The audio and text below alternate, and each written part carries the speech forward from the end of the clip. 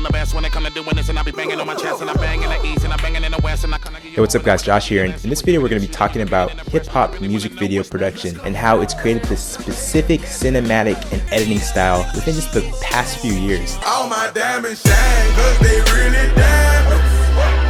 It doesn't matter whether you like hip-hop as a genre or you dislike hip-hop. I get hip-hop has a lot of issues as far as misogyny, focusing on a lot of materialism as far as the lyrics go. I get it, and I don't disagree with you actually at all. But what I want to focus on in this video is the incredible contribution that hip-hop music videos have had on just the way that we think about film production and video editing. A lot of people would consider the 80s and the 90s as the golden age for music videos. They were still a very new thing, and you'd have these budgets that went up to 1 million at times. You'd have these video directors create these massive masterpieces, and then you come to the 2000s, you have the recession, the internet age, and the digital age, where you'd have a lot of music and music videos being uploaded and distributed on the internet for free. Music labels started losing a lot of money, and the budget started going down as far as music videos, and they started looking less and less impressive. And then it wasn't until the very recent years where you'd have these huge production companies, say Riveting Entertainment or London Alley or any of these huge companies that you've heard of. They've come and brought this new wave of incredible directors up that have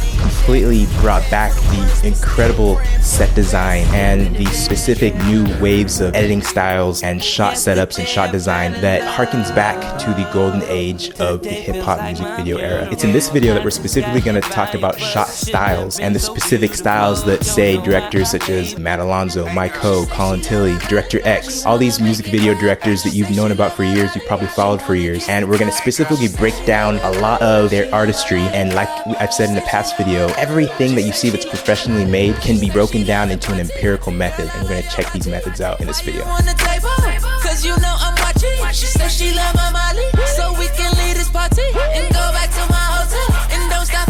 Look at the crisp shot. This is something you see in all of these videos, and basically it's a result of the shutter speed being cranked up really high. As we've talked about in the past, a high shutter speed means no motion blur, and when you have videos with no motion blur, such as in the movie Saving Private Ryan, every bit of motion is going to be accentuated like crazy. The crisp shake, the camera shaking all over the place, and it's crisp because the shutter speed is way up, so of course no motion blur, and the surreal look that it creates is sick. Camera follow, basically the camera follows the person and accentuates any movement they're doing. If they look to the side, the camera goes to the side. If they put their arm up, the camera goes up. It looks awesome. The flashlight flare. A lot of the times when you see light flares in music videos, they're actually created by putting a flashlight just outside of the frame and shining it into the lens. And this flare is created artificially, and it creates this really sick effect. The low dolly in, it creates this feeling of dominance. You see it all over the place. The mouth close-up, the camera is framed tightly on the mouth. Backlit shots, you have lights in the back, backlighting the shot like crazy. Usually the lights are accentuated through a lot of texture in the air created by a fogger. Dolly through doorway, an incredible look that combines parallax and framing. The parallax dolly. Parallax is created by dollying across stuff in the foreground. The long lens revolve. This is taken from Michael Bay, in which he uses a long lens to revolve around a subject. The long lens is compressing the background, so when the lens is moving around the subject, the compressed background moves a lot faster out of frame than it would with, say, a normal lens. The silent stare just involves people staring into the camera. Shooting out the window, you have the camera shooting laterally out a car window. The Tilly twirl, you have the camera making rotations on its Z-axis. The Dutch angle, you turn the camera on its side. The upside downer, you either turn the camera upside down or you flip the shot in post. The dolly across two worlds, the dolly is set in one set and dollies across to another set.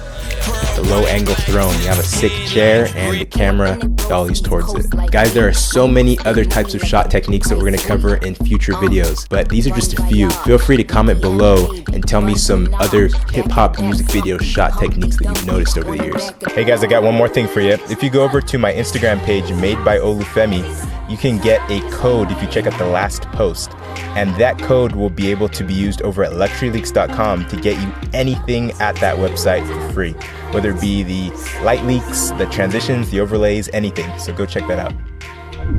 What's up guys, Josh here. So we've been talking about different types of editing techniques forever now, different types of transitions, all this cool stuff in After Effects.